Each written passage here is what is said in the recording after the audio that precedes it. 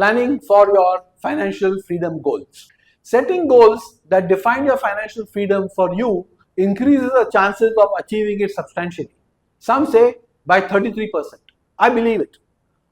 What I have no doubts about is that creating a financial freedom plan is taking a giant step towards making it happen in your life. The planning process brings clarity to the strategy.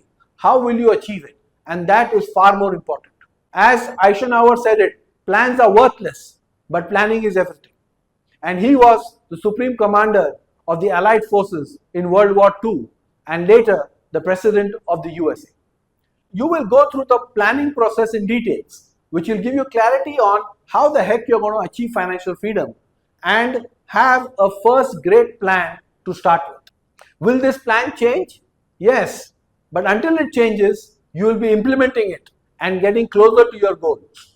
When it's time to change, you will use the planning process and I hope the financial planning tool to make the required changes and then implement the revised plan. The beauty is that the Money Works For Me financial planning tool is exactly what the name suggests. It is a financial planning tool.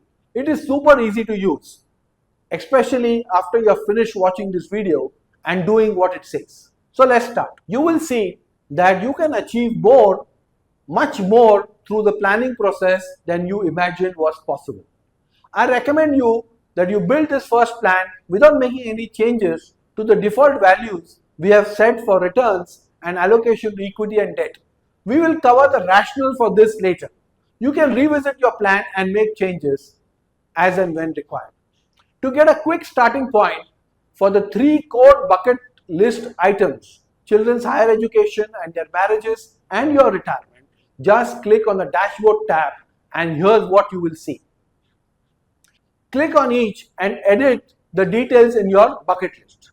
For your child's higher education, for example, remember when you went to Google Auntie, you found out how much it would cost for all the years of higher education. Edit the current cost accordingly. The approximate age by which this is required to happen is around 18 years old. However, if required, you can edit this too.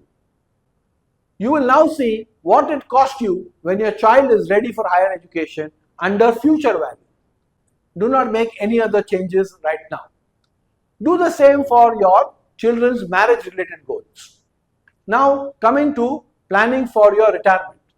First click on the locked in investments and check the current value of investments like Provident Fund or any other investment that you must have made towards retirement planning, example NPS, and that is correctly reflected here.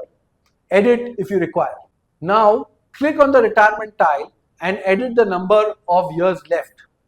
At this stage, you can see the total corpus required, how much of it is provided for by your current locked-in investments and the balance that is required. Do not look at the monthly investment required shown at this stage because you have still not deployed your current investments to any of the goals. This can have a significant impact on reducing the monthly investments required. But you do this after you have planned for all the goals. So relax. Now you want to add more goals? You can add items in your Joy bucket list by clicking on Add Goals button and selecting a relevant one.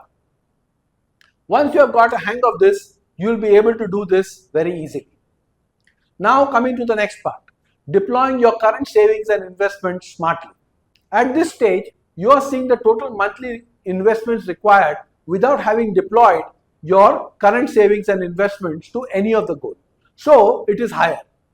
Now the good part of those who have savings and investments that they can deploy, the monthly investment number will reduce. Let's see how to do this effectively.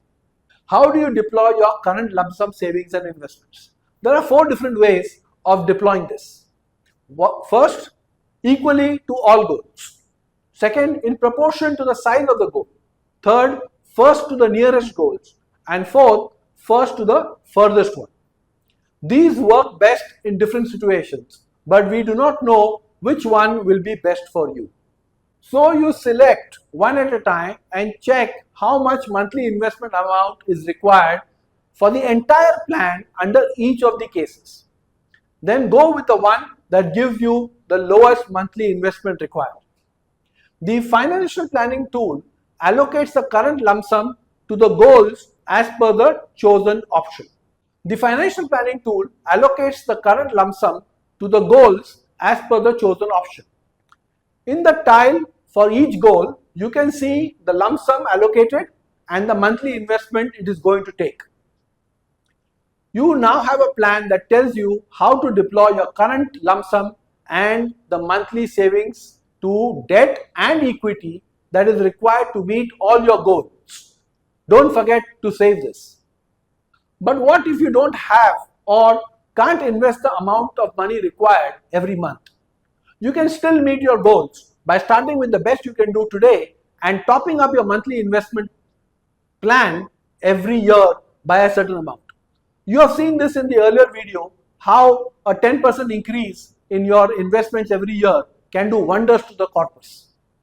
Summary, you now have your financial plan for each and every goal and all the goals taken together. Here's what it will tell you. First, the total monthly investment that you need and how to split it between equity and debt.